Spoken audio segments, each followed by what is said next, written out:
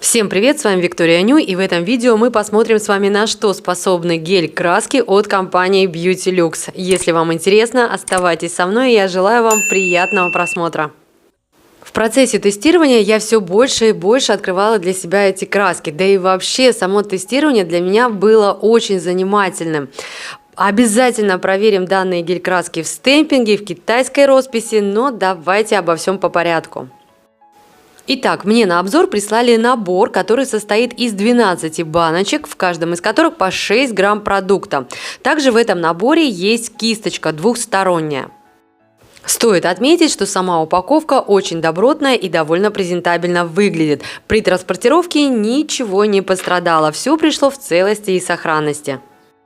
Мало того, пока я использовала данные краски, я поняла, что хранить их буду в данной упаковке, потому что это оказалось к тому же еще и очень удобно. То есть достала такую коробочку, вот все краски на виду, и они на столе, скажем так, не разбросаны и много места не занимают.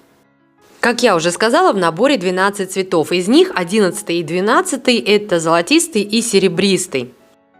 Я согласна, что 10 цветников – это не особо широкая палитра, но гель-краски между собой замечательно смешиваются, и с учетом тех 10 цветов, которые есть в наборе, мы можем с вами замешать любой цвет, который нам нужен. Я мало что понимаю в колористике, но мне это абсолютно не помешало создать коричневую, бежевую, бирюзовую, голубую, темно-зеленую гель-краску. Сам замесы я храню в другой палитре, в той, в которую ультрафиолетовые лучи не проникают, поэтому с моими замесами до сих пор все в порядке. Что касаемо двухсторонней кисточки, тут мне понравилось дизайнерское решение. С одной стороны кисточки одно серебряное колечко, с другой стороны кисточки два серебряных колечка. Таким образом, вы даже при закрытых колпачках сможете определить, с какой стороны у вас круглая кисть, а с какой стороны у вас тонкая линейная кисть. Ворс искусственный, кисточки изначально приходят в транспортировочном клею. Вы знаете, эта кисть, она действительно довольно хорошего качества. То есть нельзя сказать, что, вы знаете, ее вот просто положили вот так вот в довесок, да, абы какую. Нет, очень приличная, хорошая, качественная кисть. В каждой баночке с гель-краской по 6 мл. Изначально каждая баночка была герметично зафольгирована. И вот, вы знаете, ни разу у меня от компании Beauty Lux не возникало вопроса, а действительно ли в баночке заявленный объем. То есть вот все под завязку, знаете, наполнение просто шикарное. Пока вы будете рассматривать представленные цвета в наборе, расскажу вам о самих гель-красках.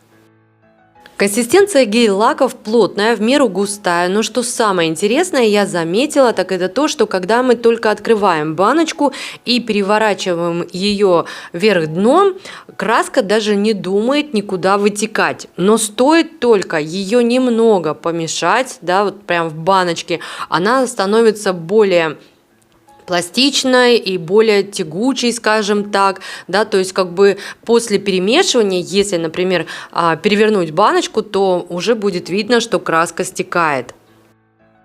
Таким образом, получается, что у данных гель-красок есть такая, знаете, своего рода тексотропная способность. Они разжижаются под механическим воздействием и увеличивают свою вязкость. Ну а в состоянии покоя они сгущаются. Именно поэтому перед тем, как начать работать с данными красками, их лучше немного перемешать, для того, чтобы краска стала немного тягучей и тонкие линии тянулись сами собой. Также стоит отметить, что пигменты в гелевую основу введены грамотно, то есть сама масса однородная и во всей баночке цвет равномерный. По поводу пигментации в целом могу сказать следующее. Для рисования, для раскрашивания данные гель-краски имеют просто отличную, шикарную пигментацию.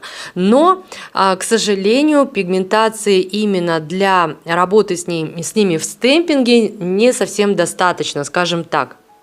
Ну и, пожалуй, самое главное, это то, что после полимеризации данных гель-красок на поверхности не образуется дисперсионного слоя.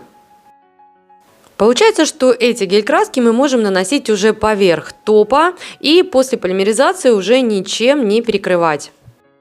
Ну а теперь давайте посмотрим, на что же эти гель-краски вообще способны. И в первую очередь, конечно же, я тестировала их в стемпинге. Вообще у компании Beauty Lux есть специальные гель-краски для стемпинга. И у меня на канале есть даже полный обзор на эти гель-краски. На сегодняшний день для меня это самые комфортные в работе гель-краски для стемпинга. Если вы ищете хорошие гель-краски именно для стемпинга, посмотрите, пожалуйста, тот обзор. Ссылочку на видео я оставлю в описании. Данными же гель-красками также можно отпечатать стемпинг-рисунок. Причем, обратите внимание, рисунок со штампа на типс я переношу без предварительной просушки. На белом фоне все стемпинг-отпечатки будут отлично видны, но вот на черном фоне данным гель-краскам все-таки в стемпинге пигментации не хватает. При всем при этом я нашла просто отличное применение данным гель-краскам именно в стемпинге, а точнее в реверсивном стемпинге. Раскрашивать стемпинг-рисунок на прозрачном силиконовом штампе можно и гель-лаками. В одном из своих видео я показала, как это можно сделать. Так вот, если раскрашивать стемпинг-рисунок именно данными гель-красками, то нам не нужно делать специальную подложку на штампе при помощи прозрачного лака. При этом даже после полной полимеризации данные гель-краски не теряют пластичность. К тому же, обратите внимание, сколько бы я ни возюкала кисточкой туда-сюда, сам рисунок, который был сделан обычным лаком для стемпинга, не смазывается. То есть данная гель-краска не растворяет стемпинг-рисунок, и сколько бы мы туда-сюда ни возили, рисунок не смажется ни при каких обстоятельствах. За счет своей плотной консистенции данная гель-краска особо не скатывается на прозрачном силиконовом штампе, что позволяет нам комфортно раскрашивать рисунок и затем уже поместить его в лампу для полимеризации. Единственное, при раскрашивании, так как где-то гель-краска может лечь более толстым слоем, где-то менее толстым слоем, лучше все-таки просушить полностью рисунок с двух сторон. После двухсторонней полимеризации, причем каждую сторону я полимеризовала по 30 секунд, вы будете уже точно уверены в том, что гель-краска полностью везде просохла. Ну и теперь можно переносить рисунок на типс или на ноготок, но переносить его нужно на липкий слой праймера или клея для фольги или на липкий слой базы. Как вы сами сейчас можете видеть, рисунок принял форму типса, нигде ничего не топорщится и нигде ничего не торчит. Единственное лишнее, то, что выходит, скажем так, за пределы типса, либо за пределы ногтевой пластины, можно подрезать ножничками. Ну а теперь нам только остается перекрыть дизайн выравнивающим слоем базы и слоем топа. Давайте я еще что-нибудь раскрашу, а пока вы наблюдаете за процессом, резюмирую все вышесказанное. Итак, данными гель-красками можно отпечатать стемпинг-рисунок, но перенести его желательно на светлый фон, то есть на темном фоне рисунок может просто-напросто потеряться. А вот именно раскрашивать стемпинг-рисунок данными гель-красками именно на прозрачном силиконовом штампе очень комфортно. При этом расход минимальный.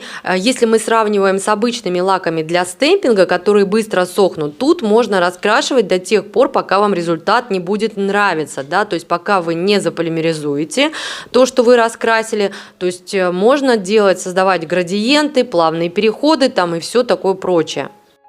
Следующее. После полной полимеризации гель-краска не становится хрупкой, то есть она не трескается, она остается более или менее пластичной, и вот этой пластичности достаточно для того, чтобы она приняла, то есть рисунок принял форму типса, либо ногтевой пластины.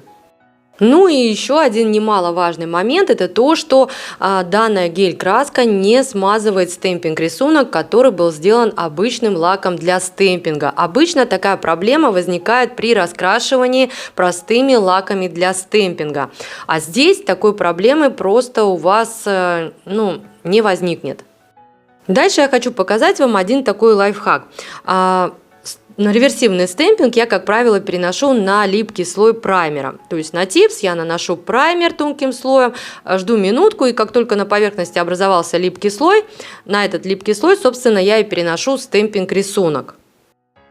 Но что делать, если, предположим, уже на типсе у вас нанесен стемпинг рисунок в качестве фона, и наносили вы его обычным лаком для стемпинга? Если сейчас я возьму праймер и нанесу праймер поверх вот этого рисунка для того, чтобы создать липкий слой, то рисунок, конечно же, смажется. Можно, конечно, там постараться как-то аккуратно там что-то там нанести, да, но, скорее всего, рисунок все-таки смажется. Можно, конечно, перекрыть этот фоновый рисунок базой, гель-базой и заполимеризовать, но это у нас уже получается еще один дополнительный слой. Так вот, в таких случаях липкий слой мы можем создать уже непосредственно на самом рисунке, да, при помощи праймера. Единственное, тут особо кисточкой мы не мазюкаем, так как все-таки основной рисунок у нас был сделан обычным лаком для стемпинга. Буквально там пару мазков, и все, собственно, рисунок точно теперь уже прилипнет к самому типсу. Если у вас нет праймера, можно использовать обычный клей для фольги. Тем более хочу заметить, что клей для фольги, он не смазывает вообще стемпинг рисунок.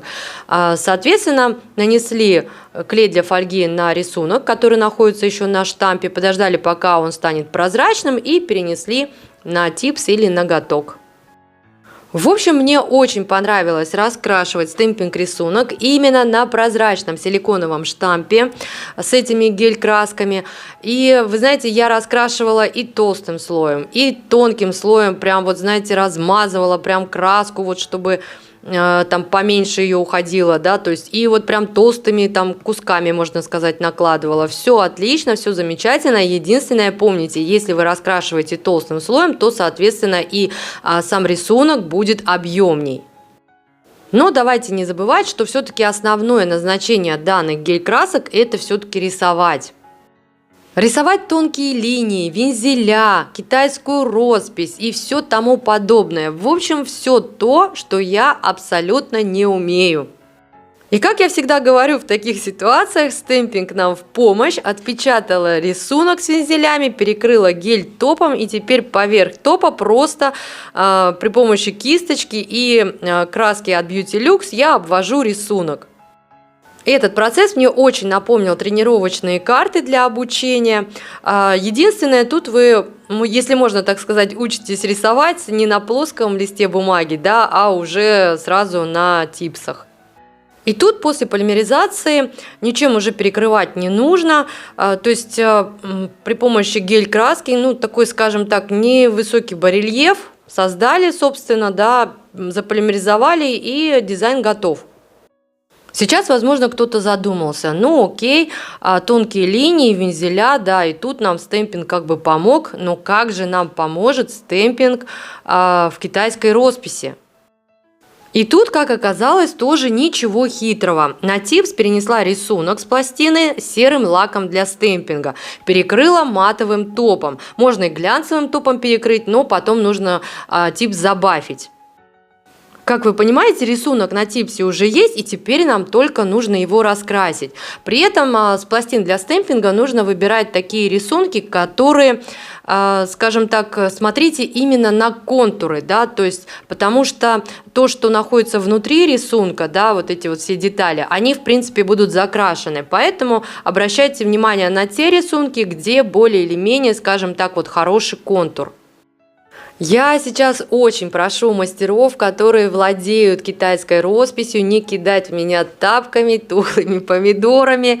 Я знаю то, что в китайской росписи очень важно, да, правильно растушевать цвета на кисти, там правильно вести как-то вот мазок, да, чтобы это все было красиво и правильно. Но я этой техникой не владею. Единственное, что я хотела показать, это принцип, как можно совместить стемпинг и китайскую роспись.